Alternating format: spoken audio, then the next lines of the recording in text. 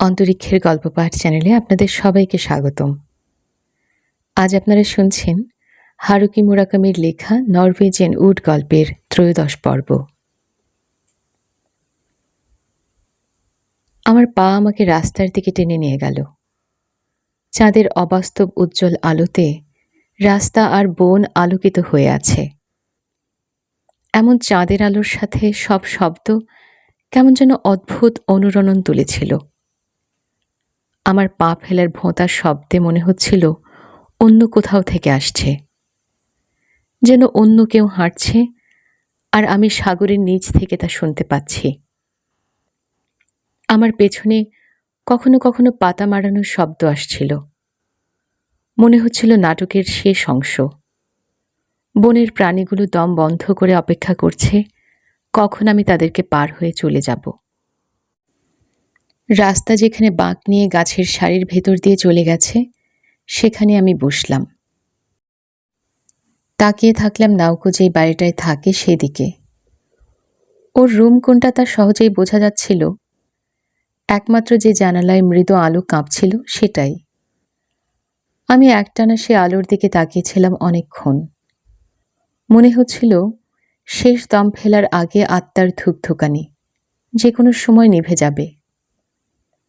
আমার মনে হচ্ছিল হাত দিয়ে তাকে ঢেকে রক্ষা করি। যে গ্যাটসবি যেভাবে ওই পাড়ের মৃদু আলোর দিকে তাকিয়েছিল, আমি সেভাবে মোমবাতির মৃদু আলোর দিকে তাকিয়ে থাকলাম। আধ ঘন্টা পরে যখন ফেরত গেলাম, মেইন দরজার সামনে থেকে শুনতে পাচ্ছিলাম রেইকো গিটার প্র্যাকটিস করছে। আমি আস্তে আস্তে সিঁড়ি বেয়ে উপরে উঠে শব্দ না করে ভেতরে গেলাম। নাউকোর কোনো চিহ্ন নেই আশেপাশে। রেইকো একা কার্পেটে বসা, গিটার বাজাচ্ছে। সে বেডরুমের দিকে হাত তুলে বোঝালো নাউকো ভেতরে। তারপর গিটার রেখে সে সোফায় গিয়ে বসে আমাকে ইশারা করলো তার পাশে বসতে। আমরা বাকি যা ওয়াইন ছিল দুজনে মিলে গ্লাসে ভাগ করে নিলাম। নাউকো ঠিক আছে, আমার হাঁটুতে হাত রেখে বলল সে। চিন্তা করো না, তার এখন শুধু একটু বিশ্রাম দরকার, তাহলেই সে শান্ত হয়ে আসবে। একটু উত্তেজিত হয়ে গিয়েছিল। এর মধ্যে আমরা একটু হেঁটে আসলে কেমন হয়? ভালো হয়, আমিও বললাম। রেইকো আর আমি উজ্জ্বল রাস্তায় নেমে আসলাম। টেনিস আর বাস্কেটবল কোর্টের কাছে পৌঁছে আমরা একটা মঞ্চে বসলাম। ও বেঞ্চের নিচ থেকে একটা বাস্কেটবল বের করে লোফালোফি করতে লাগলো। আমাকে জিজ্ঞেস করলো টেনিস খেলি কিনা। আমি জানালাম জানি কিভাবে খেলতে হয়, কিন্তু বাজে খেলি। আর বাস্কেটবল? বেশি ভালো না। তুমি কিসে বেশি ভালো? রেইকো চোখ কুঁচকে হেসে জিজ্ঞেস করল। মেয়েদের সাথে বিছানায় খেলা ছাড়া? সেটাতেও আমি সুবিধার না। ওর খোঁচা এড়িয়ে বললাম আমি। মজা করলাম, রাগ করো না। কিন্তু আসলেই তুমি ভালো কিসে? তেমন কিছু নেই। কিছু জিনিস আছে যা করতে আমার ভালো লাগে। যেমন হাইকিং ট্রিপ, সুইমিং, বই পড়া। যেগুলো তুমি একা করতে ভালোবাসো? মনে হয়। আমার কখনো অন্যদের সাথে খেলতে মজা লাগে না।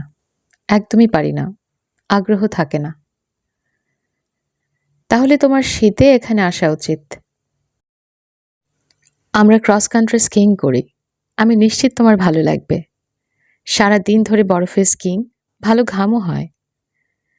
স্ট্রিট ল্যাম্পের আলোয় রেইকো এমনভাবে নিজের ডান হাত পরীক্ষা করতে লাগলো যেন সেটা কোনো অ্যান্টিক বাদ্যযন্ত্র। নাউকোর কি প্রায় এরকম হয়? আমি জিজ্ঞেস করলাম। হয় মাঝে মধ্যে। রেইকো বাম হাত পরীক্ষা করতে করতে বলল, মাঝে মধ্যে ওর এরকম কান্না করে, কিন্তু এটা ভালো ওর জন্য। সে তার অনুভূতিগুলো বের হতে দিচ্ছে। বের হতে না দিতে পারাই বরং ভয়ের ব্যাপার। অনুভূতিগুলো তখন ভেতরে জমাট বেঁধে শক্ত হয়ে মরতে থাকে, তখন সমস্যা হয়। আমি কি এমন কিছু বলেছি যা বলা উচিত হয়নি? না, একদমই না। এই নিয়ে চিন্তা করো না। তুমি যা মন থেকে বলতে পারো তাই বলবে। সততাই সবচেয়ে উত্তম পন্থা। হয়তো সত্যি কথা মাঝে মাঝে খারাপ লাগে, নাউকুর মতো অবস্থা হতে পারে, কিন্তু ভবিষ্যতের কথা চিন্তা করলে এটাই সবচেয়ে ভালো। নাউকুকে যদি আবার ভালোভাবে দেখতে চাও তাহলে তোমার তাই করা উচিত।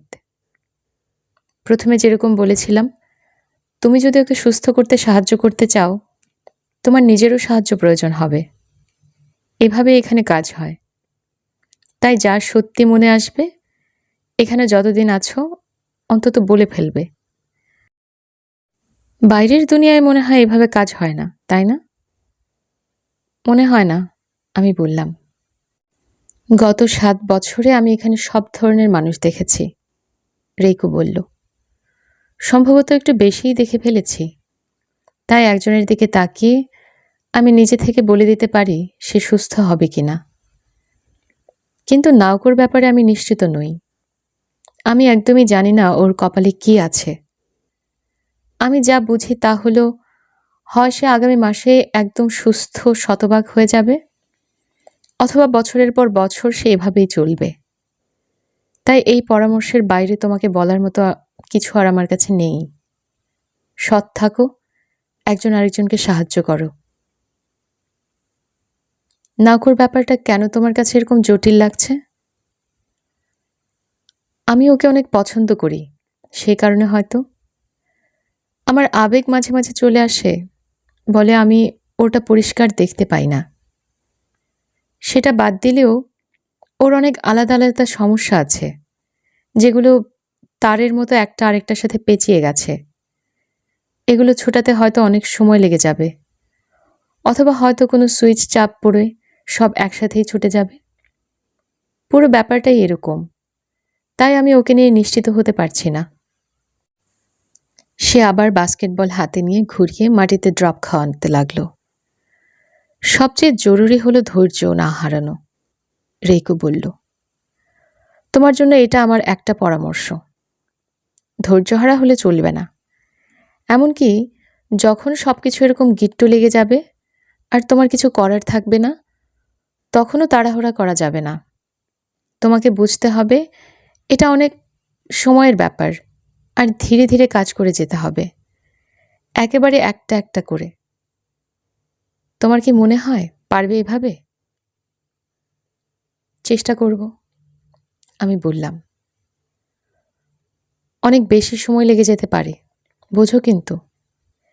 সে হয়তো কখনো পুরোপুরি সুস্থ নাও হতে পারে। ভেবেছ কখনো? আমি মাথা ঝাঁকালাম। অপেক্ষা অনেক কষ্টের, বল ড্রপ করতে করতে রেইকো বলল। বিশেষ করে তোমার বয়সে কারোর জন্য। অপেক্ষা করবে কবে সে ঠিক হবে, কোনো নিশ্চয়তা নেই, কোনো তারিখ বেঁধে দেয়া নেই। তোমার কি ধারণা তুমি তা পারবে? তুমি কি নাউকোকে এতটা ভালোবাসো? আমি জানি না, সত্যিটাই বললাম। নাউকোর মতো আমি নিজেও জানি না আরেকজনকে ভালোবাসা কাকে বলে। যদিও সে অন্য কারণে বলেছে, আমি আমার সর্বোচ্চ চেষ্টা করে যাব। আমাকে করতেই হবে, না হলে আমি জানি না আমি কি করব। তুমি যেরকম বলেছ একটু আগে, আমাদের একজন আরেকজনকে সাহায্য করতে হবে, নিজেদেরকে বাঁচানোর একটাই উপায়। আর তুমি মেয়ে ধরে ধরে শুতে থাকবে? আমি জানি না সেটা নিয়েও কি করব। তোমার কি মনে হয় আমি অপেক্ষায় থাকবো আর মাস্টারবেট করব? আমার সেখানেও নিজের উপর নিয়ন্ত্রণ নেই। রেইকো বল মাটিতে রেখে আমার হাঁটুতে হাত রাখল। শোনো, আমি তোমাকে বলছি না মেয়েদের সাথে বিছানায় যেও না। তোমার যদি ভালো লাগে তাহলে ঠিক আছে, তোমার জীবন, সিদ্ধান্ত তোমাকেই নিতে হবে। আমি শুধু বলতে চাইছি, তুমি এমন কিছু করো না যেটার কোনো মানে নেই। বুঝতে পারছো কি বলছি? নিজেকে নষ্ট করো না। 19-20 বছর অনেক গুরুত্বপূর্ণ জীবনের জন্য। এই সময়ে যদি তুমি নষ্ট হয়ে যাও, পরে গিয়ে কষ্ট পাবে। সত্যি বলছি, ভেবেচিন্তে কাজ করো। যদি নাউকোর যত্ন নিতে চাও, নিজেরও যত্ন নিতে হবে তোমার। আমি বললাম, আমি ভেবে দেখব। আমার বয়সও একসময় 20 ছিল। কোনো এক সময়। বিশ্বাস হয়? অবশ্যই বিশ্বাস হয়। মন থেকে বলছো? মন থেকে, হেসে বললাম আমি। আর আমি দেখতে কিউটও ছিলাম। নাউকোর মতো অতটা না, কিন্তু ছিলাম। আমার তখন মুখের এই ভাঁজগুলো ছিল না। আমি ওকে বললাম, আমার ওর ভাঁজগুলো পছন্দ। সে ধন্যবাদ দিল আমাকে। আর কখনো ভুলেও কোনো মেয়েকে বলবে না যে তার মুখের ভাঁজ তোমার পছন্দ। সে বলল, আমার শুনতে খারাপ লাগে না, কিন্তু আমি আলাদা অন্যদের চেয়ে। আমি সাবধান থাকবো এরপর থেকে, বললাম তাকে। সে প্যান্টের পকেট থেকে ওয়ালেট বের করে একটা ছবি দিল আমার হাতে। উজ্জ্বল রঙের পোশাক পরা 10 বছর বয়সের কিউট পিচ্চি একটা মেয়ের রঙিন ছবি। বরফের মধ্যে স্কি করার সরঞ্জাম পরে আছে, ক্যামেরার দিকে হাসি মুখ করা। সুন্দর না? আমার মেয়ে, রেইকো বলল। গত জানুয়ারিতে সে আমাকে পাঠিয়েছিল এই ছবি। এখন সে মনে হয় 4th গ্রেডে পড়ে। তোমার হাসি পেয়েছে সে, আমি বললাম ছবিটা ফেরত দিতে দিতে।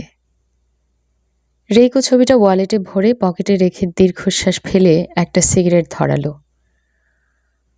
আমার একজন কনসার্ট পিয়ানিস্ট হওয়ার কথা ছিল। আমার মেধা ছিল, লোকজন সেটা ধরতেও পেরেছিল। যখন বড় হচ্ছিলাম, এটা নিয়ে হইচইও করেছিলাম।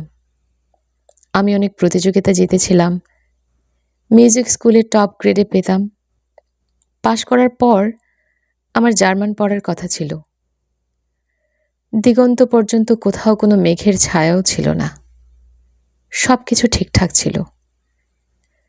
ঠিক থাকলে কেউ না কেউ ঠিক করার মতো ছিল। কিন্তু তারপরেও একদিন কিছু একটা হলো, আর সব কিছু উড়ে গেল। মিউজিক স্কুলের সিনিয়র ক্লাসে ছিলাম তখন, আর আমার সামনে একটা গুরুত্বপূর্ণ প্রতিযোগিতা ছিল। আমি টানা প্র্যাকটিসের উপর ছিলাম, কিন্তু হঠাৎ একদিন আমার বাম হাতের কড়ি আঙুলে সাড়া পাচ্ছিলাম না। আমি জানি না কেন। আমি ম্যাসাজ করলাম, গরম পানিতে চুবিয়ে রাখলাম, কিছুদিন প্র্যাকটিস বন্ধ রাখলাম, কিন্তু কিছুতেই কিছু হলো না। ভয় পেয়ে ডাক্তারের কাছে ছুটে গেলাম।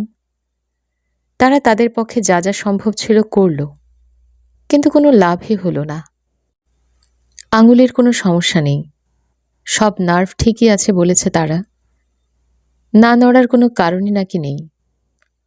সমস্যা সম্ভবত মানসিক। তারপর আমি সাইকিয়াট্রিস্টের কাছে গেলাম। সেও কিছু করতে পারল না। সে ধারণা করল সম্ভবত প্রতিযোগিতার চাপ বেশি হয়ে এরকম হয়েছে। আমাকে বলল পিয়ানো থেকে কিছুদিন দূরে থাকতে। রেইকো জোরে টেনে তারপর ধোঁয়া ছাড়ল। এদিক ওদিক মাথা নাড়ল কিছুক্ষণ। তারপর আমি ইজুতে আমার নানা বাড়িতে গেলাম বিশ্রামের জন্য। বুঝতে পারলাম আপাতত আমাকে ওই প্রতিযোগিতার কথা ভুলে যেতে হবে। পিয়ানো থেকে 100 হাত দূরে থাকতে হবে, আরাম করতে হবে, কিন্তু ওই পর্যন্তই। পিয়ানো ছাড়া আর আমি কিছু চিন্তাও করতে পারছিলাম না। হয়তো আমার আঙ্গুল আর কখনো কাজ করবে না। কি নিয়ে বাঁচব তাহলে আমি? এই এক চিন্তা আমার মাথায় ঘুরপাক খেতেই লাগলো। অবাক হওয়ার কিছু নেই। তখন পর্যন্ত আমার জীবন বেড়েই উঠেছে পিয়ানোকে কেন্দ্র করে। আমার বয়স যখন 4, তখন থেকে আমি পিয়ানো বাজানো শুরু করেছি। আর বড় হয়েছি সারাক্ষণ পিয়ানোর কথা ভেবেই। আর কোনো কিচ্ছু না। আমি কখনো বাসার কাজ করিনি, কারণ আঙুলের ক্ষতি হতে পারে। লোকজন আমাকে দাম দিত একটাই কারণে, পিয়ানো বাজানোতে আমার মেধার জন্য। সুতরাং এমনভাবে বেড়ে ওঠা একজনের থেকে পিয়ানো সরিয়ে ফেললে তার আর কি থাকে? তারপর ধূপ। মাথার ভেতর সব দলা পাকিয়ে গেল। তারপর সব অন্ধকার। সে সিগারেট মাটিতে ফেলে পা দিয়ে পিষে আরও কয়েকবার মাথা নাড়ল। আমার কনসার্ট, পিয়ানিস্ট হওয়ার স্বপ্ন ওখানেই শেষ। 2 মাস হাসপাতালে ছিলাম। হাসপাতালে যাওয়ার কিছু পরেই আমি আঙুল আবার নাড়াতে পারছিলাম। তাই আবার মিউজিক স্কুলে ফিরে ফিরে আমি পাশ করলাম। কিন্তু আমার ভেতরে কিছু একটা হারিয়ে গিয়েছিল। কোনো একটা আলো বা শক্তি বা যাই হোক না কেন, নাই হয়ে গিয়েছিল। ভেতর থেকে সব উবে গিয়েছিল। ডাক্তার বলেছিল কনসার্ট পিয়ানিস্ট হওয়ার মতো মানসিক শক্তি আমার নেই। তাই এই চিন্তা পুরোপুরি বাদ দিতে হবে। তাই পাশ করার পর আমি বাসায় ছাত্র নিয়ে পিয়ানো শেখাতে লাগলাম। কিন্তু ভেতরে যে কষ্ট হচ্ছিল তা বর্ণনাতীত। যেন জীবন শেষ হয়ে গেছে। আমার বয়স তখন 20-এর শুরুতে, অথচ জীবনের সেরা অংশ ততদিনে শেষ। বুঝতে পারছো আমার অবস্থাটা? কত সম্ভাবনা ছিল, আর একদিন হঠাৎ দেখি সব উধাও। কেউ আর হাততালি দেয় না, কেউ আর আমাকে নিয়ে হইচই করে না, কেউ আর বলে না আমি কি দারুণ। আমি দিনের পর দিন আশেপাশের বাচ্চাদের বের আর সিনেটানা শেখাতে লাগলাম। খুব খারাপ লাগতো। আমি সবসময় কাঁদতাম, কি হারিয়েছি তা চিন্তা করে। আমার চেয়ে অনেক কম মেধাবী লোকজন শুনতে পেতাম প্রতিযোগিতায় জিতছে কিংবা হলে বাজাচ্ছে। কান্না থামাতে পারতাম না এসব শুনলে। আমার বাবা মা পা টিপে টিপে হাঁটত যেন আমার সমস্যা না হয়। কিন্তু আমি জানতাম তারা কতখানি হতাশ আমার উপর। যেই মেয়েকে নিয়ে তারা গর্বিত ছিল, হঠাৎ করে সে এখন মানসিক হাসপাতাল ফেরত। তারা এমনকি আমাকে বিয়ে দিয়ে ভাগাতে পারছিল না। তুমি যখন কারোর সাথে বাস করবে, তুমি বুঝতে পারবে তারা কি ভাবছে। আমার ঘৃণা হতো। আমি বাইরে যেতে ভয় পেতাম। লোকজন কি বলছে আমাকে নিয়ে সেটা শুনে ভয় পেতাম। সুতরাং আবার ধূপ। আমার মাথার ভেতর সব দলা পাকিয়ে গেল। আবারও সব অন্ধকার। তখন আমার বয়স ছিল 24। সেইবার আমাকে 7 মাস মানসিক হাসপাতালে থাকতে হয়েছিল। এরকম জায়গায় নয়, একদম সাধারণ পাগলাগারদ। উঁচু দেয়াল, বন্ধ দরজা, পিয়ানো ছাড়া জঘন্য একটা জগৎ। আমি জানতাম না আমি কি করব। আমি শুধু জানতাম আমাকে এই জায়গা থেকে বের হতে হবে যত তাড়াতাড়ি সম্ভব। 7 মাস, দীর্ঘ 8 মাস। তখন থেকে আমার মুখে ভাঁজ পড়তে লাগল। রেইকো হাসল, ঠোঁটের এই কোণা থেকে ওই কোণা পর্যন্ত টেনে। হাসপাতাল থেকে বের হওয়ার পর আমার একজনের সাথে পরিচয় হলো, আর বিয়ে করে ফেললাম। সে আমার চেয়ে 1 বছরের ছোট ছিল। উড়োজাহাজ তৈরির একটা কোম্পানির ইঞ্জিনিয়ার ছিল। আমার ছাত্র ছিল, চমৎকার মানুষ।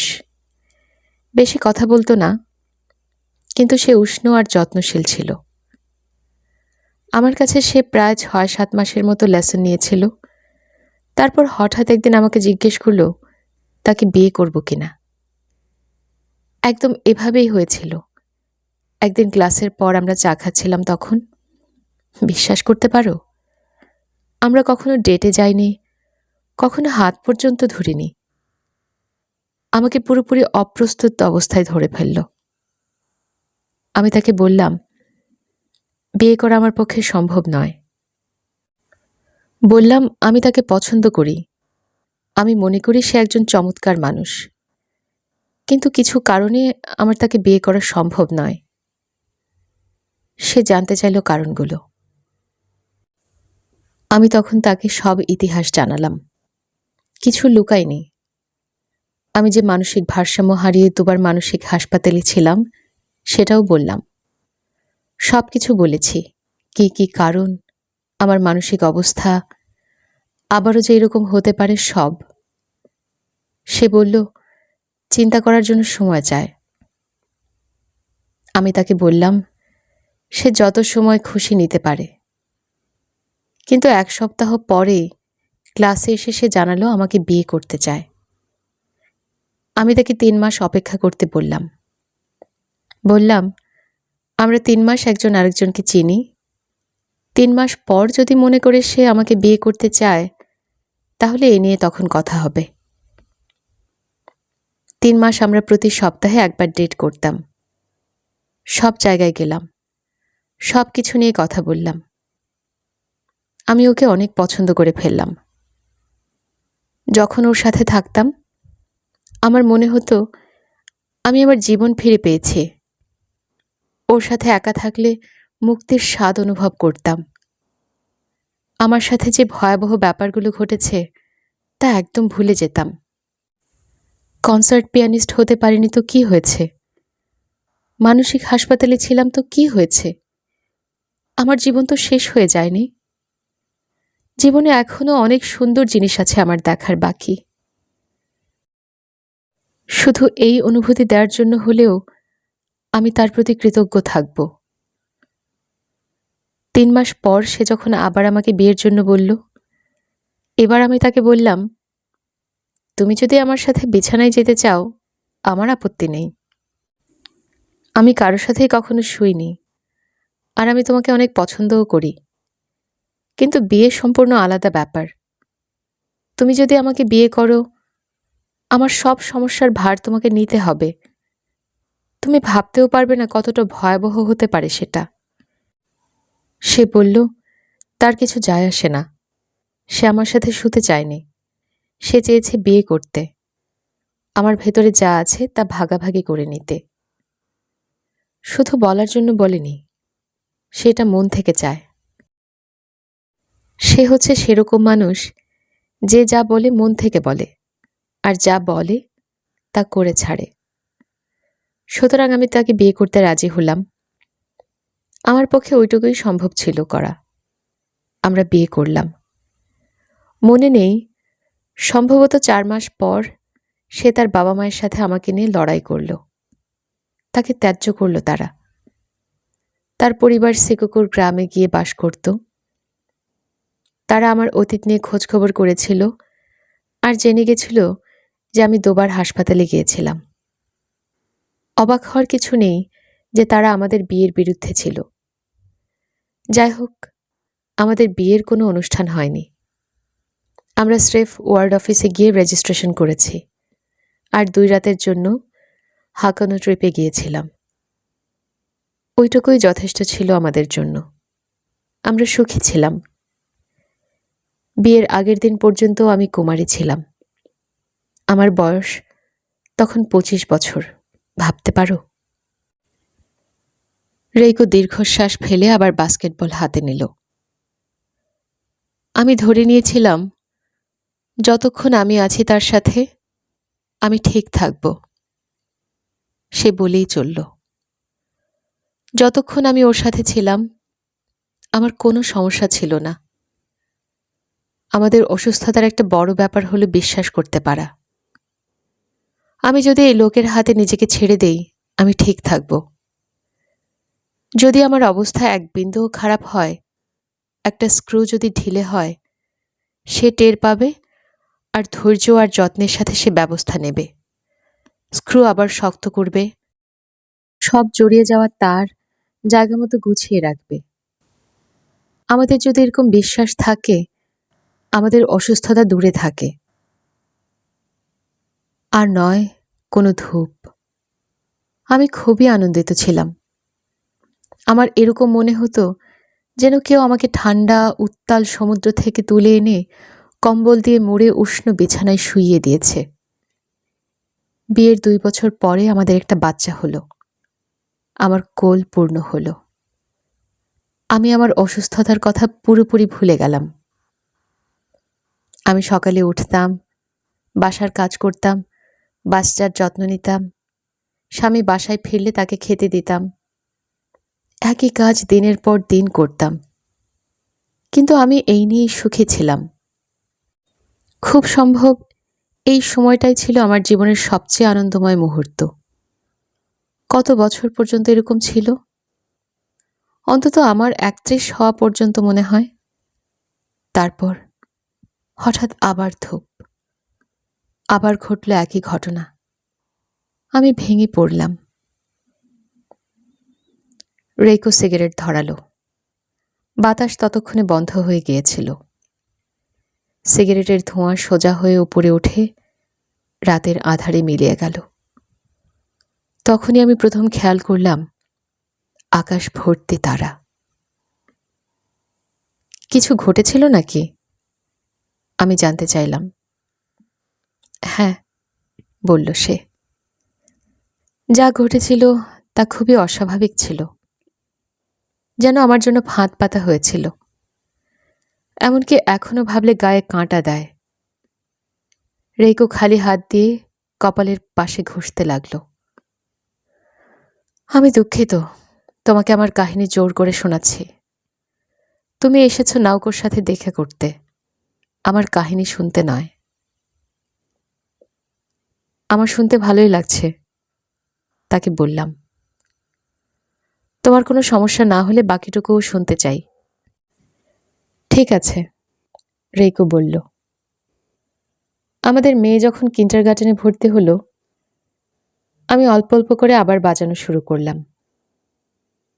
অন্য কারো জন্য নয়, আমার জন্য। বাখ, মোজার্ট, স্কলারটির ছোট ছোট পিস দিয়ে শুরু করলাম। স্বাভাবিকভাবেই এরকম বিশাল বিরতির পর বাজানোর মধ্যে যে আবেগ, তা আসছিল না ঠিক মতো। আগে যেভাবে আমার আঙ্গুল চলত সেভাবে চলছিল না। কিন্তু আমি উত্তেজিত ছিলাম যে আবার পিয়ানো বাজাতে পারছি। বাজাতে গিয়ে বুঝতে পারছিলাম মিউজিক আমি কি পরিমাণ ভালোবাসি, কিরকম ক্ষুধার্ত ছিলাম এর জন্য। নিজের জন্য বাজানো একটা চমৎকার ব্যাপার। কিন্তু আগেও বলেছি, আমি যখন বাজানো শুরু করি আমার বয়স তখন 4। কিন্তু তখন থেকে আমি কখনো নিজের জন্য বাজাইনি।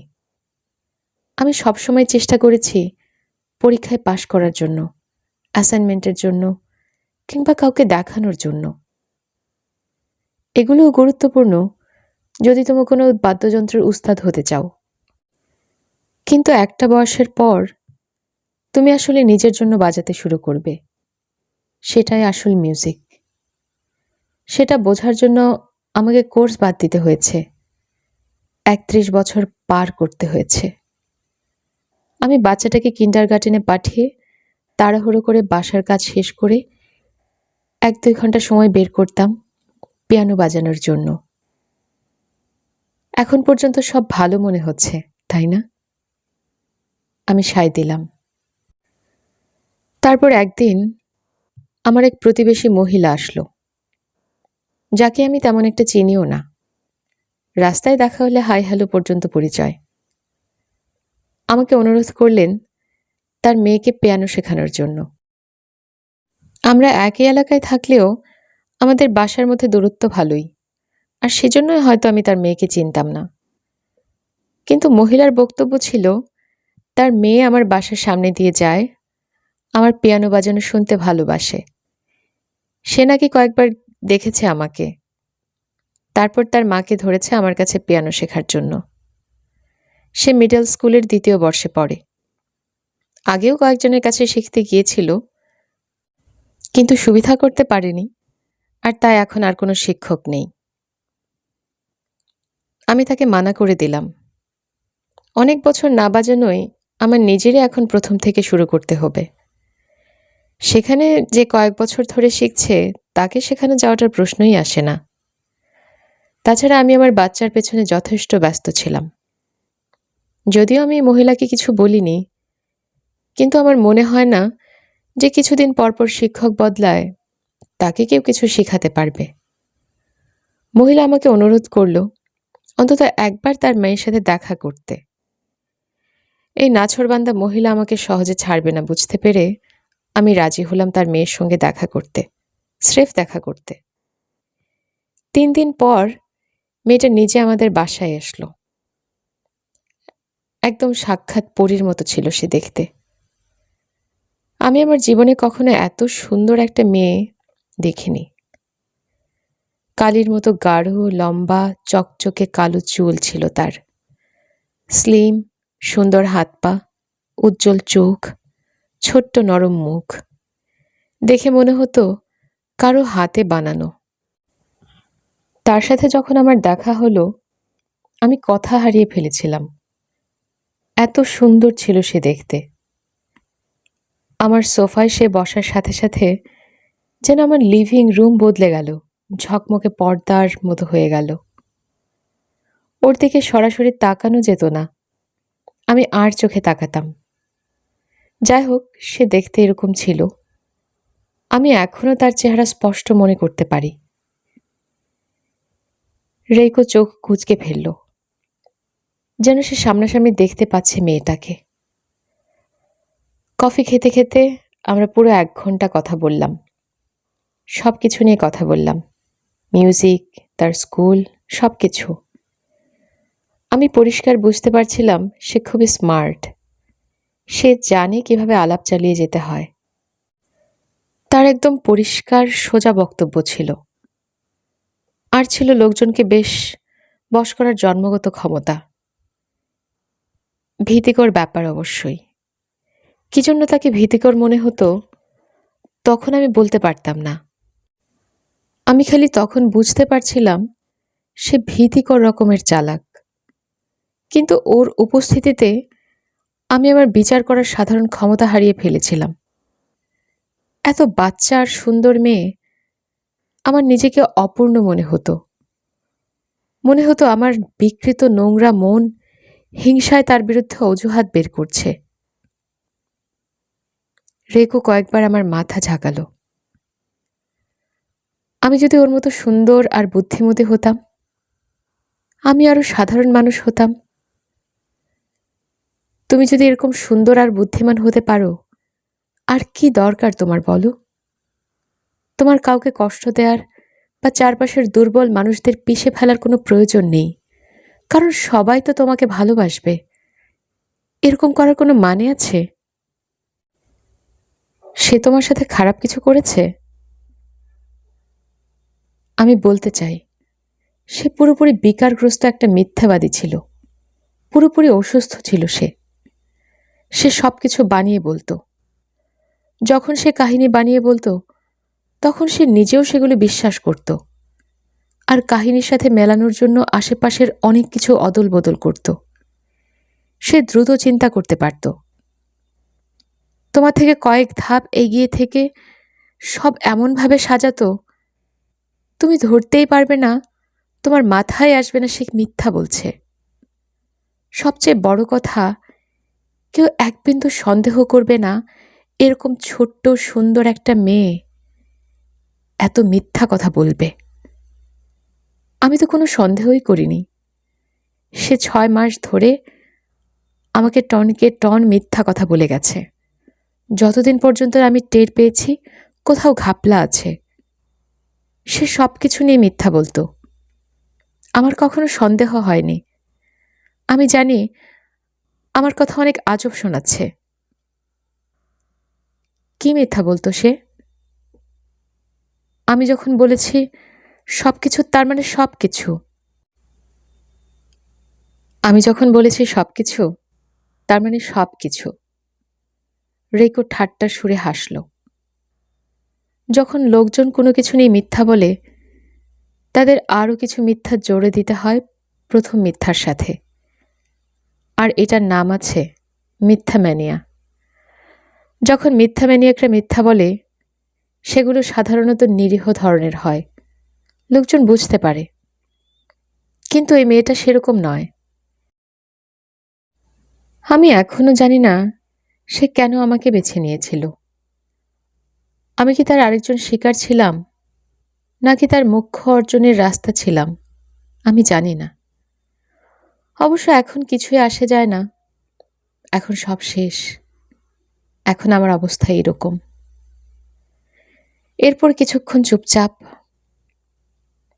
সে তার মায়ের মতো একই কথা বলতো, যে সে বাসার পাশ দিয়ে যাওয়ার সময় আমাকে বাজাতে শুনেছে, রাস্তায়ও দেখেছে কয়েকবার। তারপর আমাকে রীতিমতো পূজা করা শুরু করেছে। সে আসলেই পূজা শব্দটা ব্যবহার হয়েছিল। আমি লাল হয়ে গেছিলাম শুনে। এরকম একটা পুতুলের মতো মেয়ে আমাকে পূজা করে? যদিও আমি মনে করি না এটা পুরোপুরি মিথ্যে ছিল। আমার বয়স তখন ৩০-এর কোঠায়।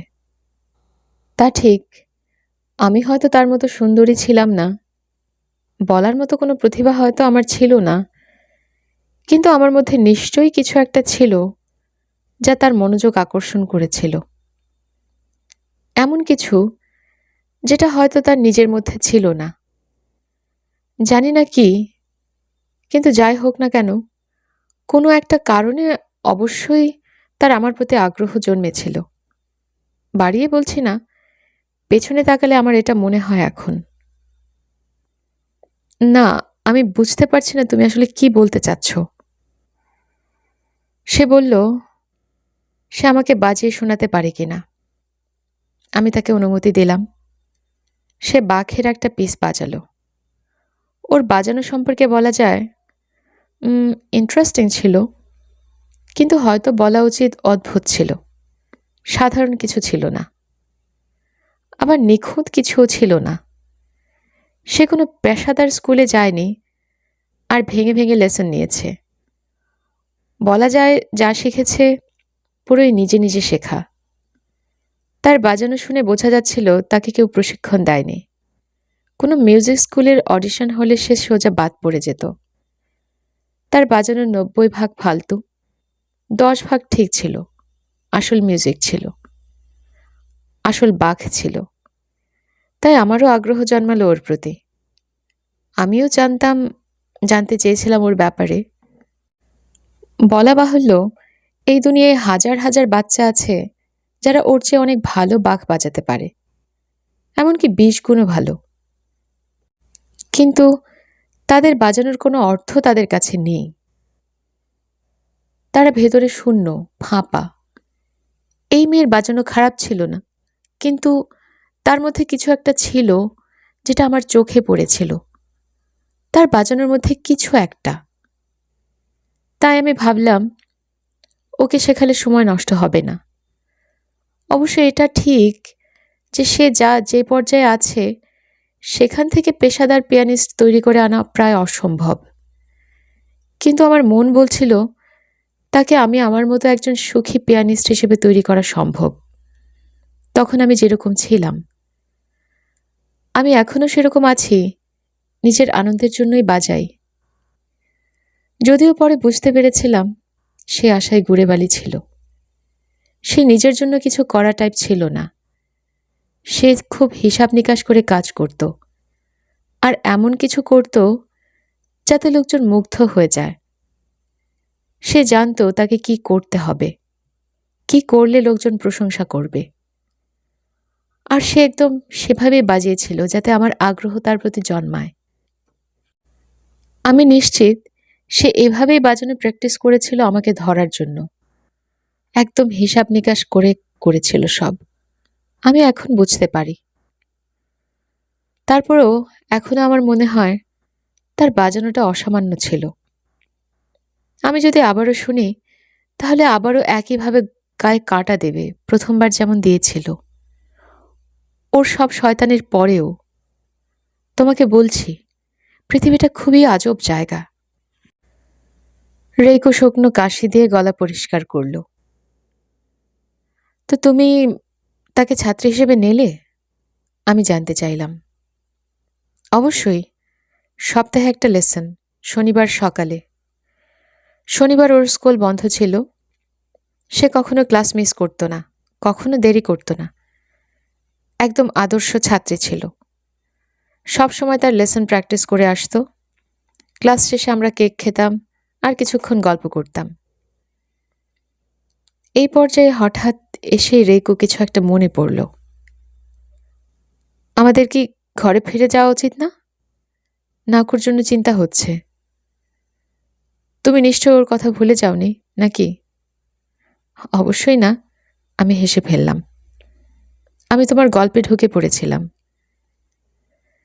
তোমার যদি আগ্রহ থাকে শোনার, তাহলে বাকিটা কালকে বলবো। লম্বা কাহিনী, একবারে বলা যাবে না। তুমি দেখি আলিফ লায়লার শেহরজাদি।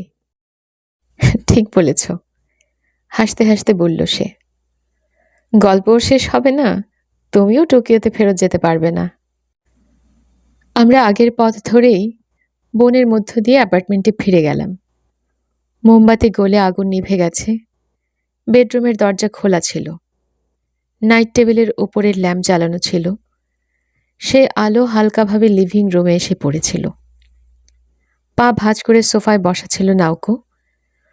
পোশাক বদলে ঢিলে ঢালা, কলার ঘাড় পর্যন্ত ওঠানো নীল রঙের একটা নাইট গাউন পরেছিল সে। রেকো গিয়ে তার মাথায় হাত রাখল। এখন ঠিক আছো? আমি ঠিক আছি, সরি, আস্তে করে বলল নাউকো। তারপর আমার দিকে ঘুরে একইভাবে সরি বলল। তোমাকে ভয় পাইয়ে দিয়েছি, তাই না? বেশি না, অল্প, হেসে বললাম তাকে।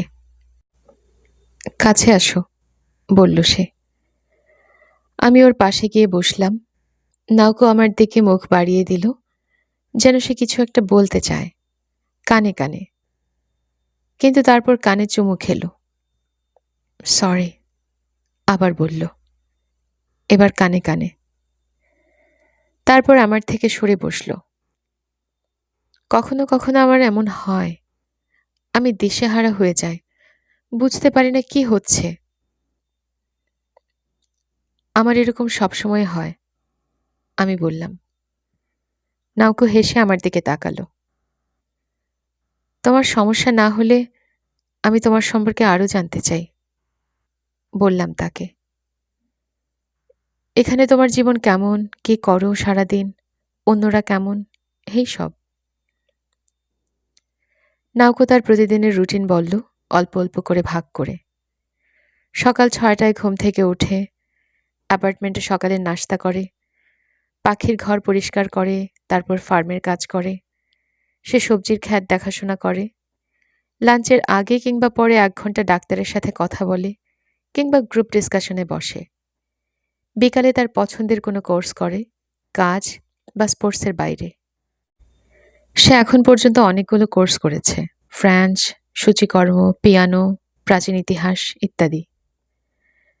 রেইকো আমাকে পিয়ানো শেখায়, সে বলল। সে গিটারও শেখায়। আমরা সবাই ছাত্র, আবার শিক্ষকও। যার ফ্রেঞ্চ ভালো সে ফ্রেঞ্চ শেখায়, যে সমাজবিদ্যায় ভালো সে ইতিহাস পড়ায়, আরেকজন সুই সুতোর কাজ ভালো পারে সে সূচিকর্ম শেখায়। দারুণ একটা স্কুল আছে এখানে। দুঃখের ব্যাপার, আমি কিছু করতে পারি না, তাই কাউকে কিছু শেখাতেও পারি না। আমিও কিছু পারি না, বললাম। আমি কলেজে যে পরিশ্রম করেছি তার চেয়ে 1000 গুণ বেশি করি এখানে। এখানে খাটতে ভালো লাগে। রাতে খাওয়ার পর কি করো? রেকোর সাথে গল্প করি, বই পড়ি, গান শুনি। মাঝে মাঝে অন্যদের অ্যাপার্টমেন্টে গিয়ে গেমস খেলি, এইসব আর কি। আমি গিটার প্র্যাকটিস করি আর নিজের জীবনী লিখি, রেকো বলল। জীবনী? মজা করলাম, রেকো হাসল। আমরা 10টায় ঘুমাতে যাই। খুবই স্বাস্থ্যকর জীবনধারা, তাই না? আমরা একদম মরার মতো ঘুমাই। আমি ঘড়ি দেখলাম, 9টা বাজতে কয়েক মিনিট বাকি। তার মানে একটু পরেই ঘুমার সময়। সমস্যা নেই, আমরা আজকে একটু দেরি করে ঘুমাতে যাব, নাউকো বলল। কতদিন পর তোমাকে দেখলাম, অনেক কথা বলতে চাই, কথা বলো। দুপুরে যখন একা ছিলাম হঠাৎ আমার পুরনো কথা মনে পড়েছিল। আমি বললাম, তোমার মনে আছে আমি আর কিজুকি হাসপাতালে গিয়েছিলাম তোমাকে দেখতে? সাগর তীরের হাসপাতাল। যতদূর মনে পড়ে হাই স্কুলের 2য় বর্ষের কথা। আমার বুকে অপারেশন হয়েছিল তখন, নাউকো হেসে বলল। অবশ্যই মনে আছে, তুমি আর কিজুকি মোটরসাইকেলে চেপে এসেছিলে। তুমি আমার জন্য 1 বক্স চকলেট এনেছিলে। সব গলে একসাথে লেগে গিয়েছিল। অনেক শক্ত ছিল, খাওয়া যাচ্ছিল না। জানি না, মনে হচ্ছিল সেই কত আগের কথা। আসলেই। আমার মনে হয় তুমি তখন কবিতা লিখছিলে, বিশাল একটা কবিতা। সব মেয়েই ওই বয়সে কবিতা লেখে। নাওকো লাজুক সুরে কথা বলল। এত কিছু থাকতে কেন এটা মনে পড়ল তোমার? জানি না, সাগরের বাতাসের গন্ধ, করবীর সুবাস, কিছু বোঝার আগেই স্মৃতি হঠাৎ এসে হাজির হলো। কিছুকি কি তোমাকে প্রায়ই দেখা করতে যেত হাসপাতালে? মোটেই না। এই নিয়ে পরে আমাদের মধ্যে বিশাল যুদ্ধ হয়েছিল। সে নিজে একবার এসেছিল, তারপর তোমার সাথে একবার, ব্যাস এইটুকুই। জঘন্য ছিল ও। একবার এসে বেশিক্ষণ বসতে পারিনি, 10 মিনিট ছিল। আমার জন্য কিছু কমলা এনেছিল, আর কি কি জানি বলেছিল, কিছু বুঝিনি। আমাকে একটা কমলা ছিলে বেরিয়ে দিয়ে গেছিল। হাসপাতাল সহ্য করতে পারত না ও। নাওকো হাসতে হাসতে বলল, সে এরকমই ছিল। মানে, কে হাসপাতাল পছন্দ করে বলো? সেজন্যই সবাই হাসপাতালে দেখতে যায়, রোগী যাতে ভালো অনুভব করে, নতুন শক্তি পায়। কিছু কি বুঝতো না ব্যাপারটা। আমরা যখন গিয়েছিলাম তখন সে খারাপ ছিল না, ওর মতো নর্মালি ছিল। কারণ তুমি সাথে ছিলে, নাওকো বলল। সে সবসময় তোমার আশেপাশে থাকতে পছন্দ করত। সে তার এই দুর্বলতা ঢেকে রাখার চেষ্টা করত। কিন্তু আমি জানি সে তোমার খুব ভক্ত ছিল। সে তোমাকে তার ভালো দিক তুলে ধরেছিল। আমার সাথে সে এরকম ছিল না, সব ছেড়ে দিত, মুড বদলাতো অহরহ। এই 1 মিনিট হাসি খুশি, পরের মিনিটে আবার চুপচাপ। সব সময় এমন হতো। যখন থেকে সে ছোট তখন থেকেই। অবশ্য নিজেকে বদলানোর চেষ্টা করত সে। নাওকো সোফায় পা তুলে বসল। সে অনেক চেষ্টা করেছে, কাজ হয়নি তেমন। এর জন্য ও রেগেও যেত, আবার মনও খারাপ করত। ওর অনেক ভালো গুণ ছিল, কিন্তু ও সেসবে ভরসা পেত না। আমার এটা করতে হবে, আমার ওটা বদলাতে হবে, সে সবসময় এরকম চিন্তা করত। বোকা কিছুকি। তারপরেও আমি বললাম, যদি এটা সত্যি হয় সে শুধু তার ভালো দিক আমাকে দেখানোর চেষ্টা করছে, তাহলে আমি বলবো সে সফল। আমি খালি তার ভালো দিকই দেখেছি। নাওকো হাসল। সে জানলে খুশি হতো। তুমি তার একমাত্র ভালো বন্ধু ছিলে। আর কিছুকিও আমার একমাত্র ভালো বন্ধু ছিল। আমি বললাম, ওর আগে বা পরে ওকে ছাড়া আর কেউ নেই যাকে কিনা আমি বন্ধু বলতে পারি। সেজন্যই তোমাদের দুজনকে একসাথে দেখতে থাকলে আমার ভালো লাগতো। আমিও তখন খালি ওর সব ভালো দিক দেখতে পেতাম। আমরা তিনজন যখন একসাথে থাকতাম তখনই কেবল আমি কোনো দুশ্চিন্তা ছাড়া থাকতে পারতাম। আমার প্রিয় মুহূর্ত ছিল সেই সময়গুলো। আমি জানি না তুমি কি মনে করো। আমি চিন্তা করতাম তুমি কি ভাবছো। আমি মাথা ঝাঁকিয়ে বললাম, সমস্যা হচ্ছে এরকম কোনো কিছু সারা জীবন চলতে পারে না। নাওকো বলল, এরকম নিখুঁত বন্ধুত্ব বজায় রাখা অসম্ভব। কিছু কি জানতো সেটা, আমিও জানতাম, তুমিও জানতে। ঠিক বলেছি না? আমি সায় দিলাম। সত্যি কথা বলতে কি, নাওকো বলে চলল, আমি ওর দুর্বল অংশটাও পছন্দ করতাম। ওর ভালো অংশ যতটুকু পছন্দ করতাম, দুর্বল অংশও ততখানিই পছন্দ করতাম। ওর মধ্যে কোনো হিংসা বা খুঁতখুঁতানি ছিল না। সে স্রেফ দুর্বল ছিল, ওইটুকুই। আমি তাকে বোঝানোর চেষ্টা করেছিলাম, বিশ্বাস করেনি আমাকে। সে বলল, আমরা 3 বছর বয়স থেকে একসাথে চলেছি। আমি তাকে ভালোভাবে চিনতাম, এতই ভালোভাবে চিনতাম তার দোষ আর গুণ আলাদা করে ধরতে পারতাম না। আমার কাছে নাকি সব সমান মনে হতো। আমার ব্যাপারেও তার একই ধারণা ছিল। অবশ্য সে আমার মন ধারণা বদলাতে পারেনি। আমি তাকে এরকমই ভালোবাসতাম, আর কারো প্রতি আগ্রহ ছিলাম না। নাওকো একটু দুঃখিত হাসি দিয়ে আমার দিকে তাকালো। আমাদের ছোটবেলার সম্পর্কও অন্যরকম ছিল। যেন আমাদের শরীর কোথাও জোড়া লাগানো ছিল। আমরা কখনো আলাদা হলে কোনো ধরনের মধ্যাকর্ষণ বলের টানে আবার একসাথে হয়ে যেতাম। খুবই স্বাভাবিক যে আমরা বয়ফ্রেন্ড গার্লফ্রেন্ড ছিলাম।